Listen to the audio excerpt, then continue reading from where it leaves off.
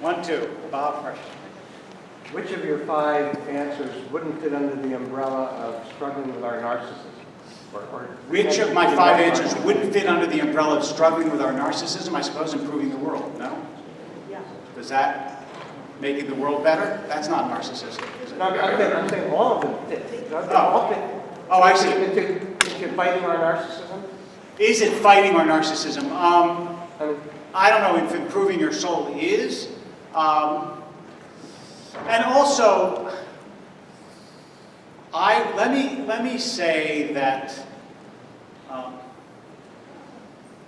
I think that the question of self-love is a really complicated question, because a lot comes out of self-love that is beautiful. And I don't know, for example, I mean, who is more animated by self-love than someone like Picasso, who was, by any definition, a sort of raging narcissist, but created masterworks of art, and had apparently a very deep empathy that allowed him to do it, which is weird, because you don't think of that as narcissism. So, I don't know. I would say I'm hard-pressed to tease out what is in our interest and what is not. I remember when we were kids, people loved to say, you know, there's no such thing as a selfless act, because if you do something selfless, it's because you wanted to. So it's really selfish. So I don't know I would say struggling with our narcissism to the extent that it concerns only us and we have no projection beyond ourselves, it's narcissistic. But if I may quote Emerson, even though he used a word that we probably would not use today, he was talking about benefactors, giving money to institutions, and he said, if you eliminate ego, you castrate the benefactor. In other words, you won't get any money if you do. That, yes, Emerson lived in a different age and used different language than we do. But the point is that it's very hard to figure out where legitimate self-interest stops and narcissistic self-love predominates. Thank you, Rabbi. As always, what you said is very meaningful. But I was wondering, is what you said the answer to the question, what makes life meaningful, as opposed to what is the meaning of life? And whether these 2 questions are the same. Whether the 2 questions are the same, what makes life meaningful, as opposed to what is the meaning of life. I think that they're at least first cousins, those questions. I don't know if they're identical. I don't know if they're exactly kin, but and I would say the meaning of life is to live it in a way that is meaningful. So I tried to say what things make life meaningful for us, which I assume is part of the meaning. I mean, you could say the meaning. I think every answer to what is the meaning of life tends to be very, very general. So general as to be unhelpful. To do what God wants, or it's to love others, so that's why I tried to be somewhat more specific, because it's just, it's anybody, I mean, one of the, okay, I don't know if this is exactly an appropriate analogy, but here's one of the lessons that gets reinforced as a rabbi again and again and again, amazingly so, is how much the same arguments and the same incidents from the same 2 people can be used in exactly opposite ways, right? And almost every dissatisfaction that someone has begins with, but don't Jewish values say, and then the other person will say the same thing but in the opposite direction. So if you're going to be helpful, you have to try as best you can to be more specific rather than more general, because, you know, things like Jewish values or love or goodness, they're so diffuse as to be able to be used, you know, as the old saying has, the devil can quote scripture to his purpose. So I tried to be more specific, but yes, Rosa. What of of course, death is what drives people in the sense that we want to find why were we put on this earth? And sometimes it's difficult for people to figure out why, what is their purpose in life. Sometimes when you have to work for a living, Right. that's where your time goes, and maybe you cannot develop other things that your soul grows into. So I think that's something that may be in the minds of more people than just me.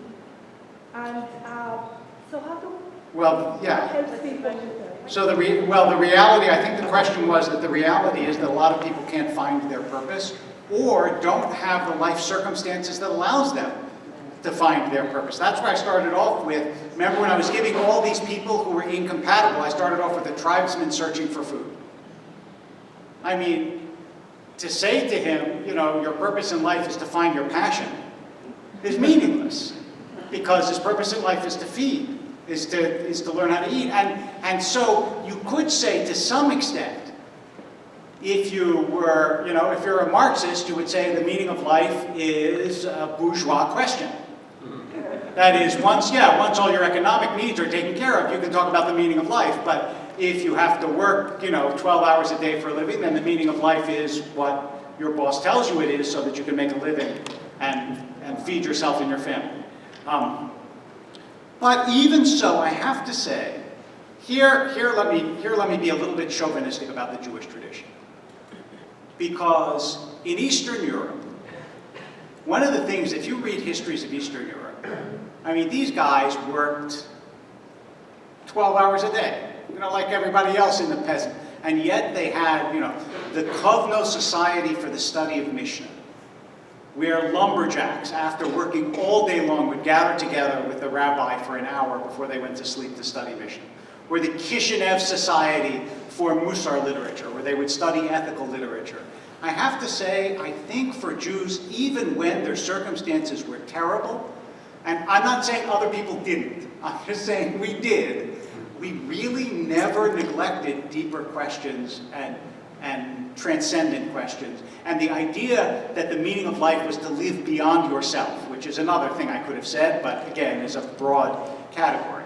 So I'm not prepared, just based on my ancestors, I'm not prepared to believe that you can't, even in the most extreme circumstances, even in the camps where people would study.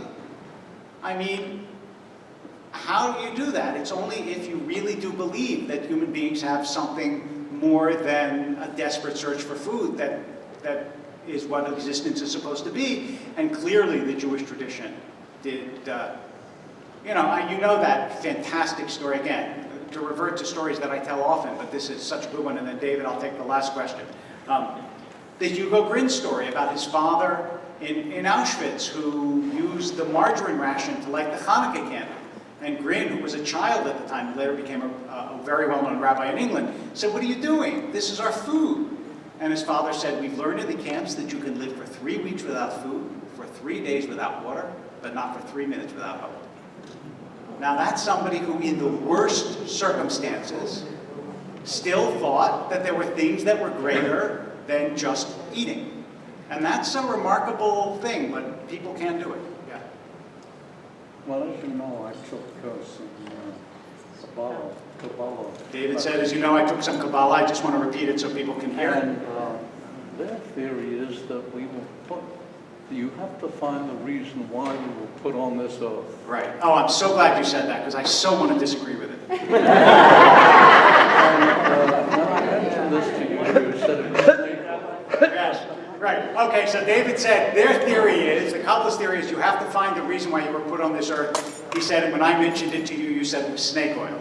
Let me clarify this dismissive comment. I don't think I quite said that to that exact. I know what I said with snake oil. It wasn't exactly the idea that you find your purpose. Because here's what I would say. I don't believe that your purpose is something that you find. I think it's something that you find and that you make. And the idea that there is some purpose out there that's just waiting for you, and you're, great, you found it, which suggests that you have a unitrack soul, only one way you can go, violates everything I know about people. I know people who've had like several different lives, and all of them were meaningful and rich and beautiful and so on. And are you going to say that only one of them was their purpose? Or retroactively, yeah, actually they found all their purposes. I don't believe it. I remember when I got sick, people would say to me, why do you think God gave you cancer? Like, what was the meaning? And I thought and they meant it perfectly. I mean, I understood what they meant. I didn't resent people asking it. But I always said the same thing, which is, I really believe things happen to you, and then you have to create meaning out of them. Not that there's a preset meaning. The lymphoma meaning is this. No, but having gone through it now, what do I do that actually... So, I mean, when I saw my daughter raise money for cancer, and she said, this is how I make what happened to my parents meaningful, I don't think that God said, oh, you know what? We need to raise a little money for leukemia lymphoma. I'm going to give them cancer, and then the daughter's going to come along in 15 years, or whatever. And no, I don't think so. I also think that, by the way, it removes the creative element from human beings. I mean, yeah, there are some people who it seems like it's beshert, it's fated that they did what they did. Like that story that I read, I don't know if you remember, I read over the high holidays about Louis Armstrong, where he shot off a gun on New Year's, and they took him to the Colored Waifs Home for Boys in 1913, January 1st. And he was such a difficult kid that the head of the institution didn't know what to do with him, wanted to hit him, but instead he gave him a trumpet. And he took it, and he started to blow on it, and he became Louis Armstrong. And so you could say, okay, there's somebody who found his purpose. But even there, I think it's just good fortune and intuition that, you know, in part, that the guy gave him a trumpet. It's a good thing he didn't, I don't know, he didn't give him a pencil and pen and paper. That doesn't mean he would have turned into Picasso. It's partly what we create out of what we're given. And I think that that's a beautiful thing. And the idea, and part of the reason that I say that, this is what I said with snake oil. But this is what I said with snake oil. The idea that whatever happens to you is fated to happen to you, and it's what's meant to happen to you, that's snake oil. I didn't really mean that. Okay? I meant that life is full of challenges, as you correctly pointed out. And it's our obligation to overcome those challenges. I agree. And to be happy in the knowledge that we have the power to overcome them as they're happening. And my answer to that would be, he said that it's our obligation to overcome the challenges of life and to be happy in the knowledge that we have the power to overcome them. And my answer to that is yes, when we have the power to overcome them. But not all challenges can be overcome. And sometimes they're quite awful. And look, here's, I will leave you, I don't know if I'll leave you with this because it's painful, but what Harold Kushner says, you know how Harold Kushner's son had progeria, I think it's called, the rapidly aging disease, and he died as an old man when he was 10 or 11, I don't remember the age. And if you remember, when Kushner was here, he said something very powerful. I don't remember if he says it in his book or not. He said, because my son died, I'm a more compassionate human being, I'm a better rabbi, I became a famous writer, and I helped many, many people. And I would give it back in a second to have my son back. So I don't believe this. I think it's a sort of Pollyannish view, I think, that you've always overcome the challenges and everything works out the way it's supposed to. I think that there's a lot of randomness in the world, and that if you're lucky enough to have time, then yes, you have an obligation to use the time that you have in all the ways that I spoke about. But the idea that you make your own luck in this world is an idea that is very popular among lucky people. And I say this as a lucky person. But I know that I didn't do anything to deserve being born in the richest country in the world and never to have gone hungry instead of being born in 1920 in Warsaw. I was just lucky. I was just lucky. And therefore, part of the meaning of life is capitalizing on the luck that you have, which is not something that I mentioned, but I'm glad I had a chance to. And finally, just to close it out, part of the meaning of life lives in the very disagreements and friction and discussion and argument that you have with other people about deep things like the meaning of life. So, thank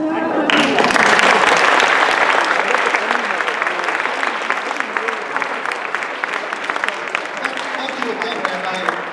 Our tradition certainly has a lot of disagreement and argument. I wanted to give you a little token to remind you about tonight.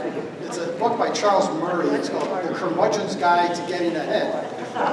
Do's and don'ts of right behavior, tough thinking, clear writing, and living a good life, including a chapter on the pursuit of happiness. It's just a wonderful, wonderful little gem. Thank you. Thank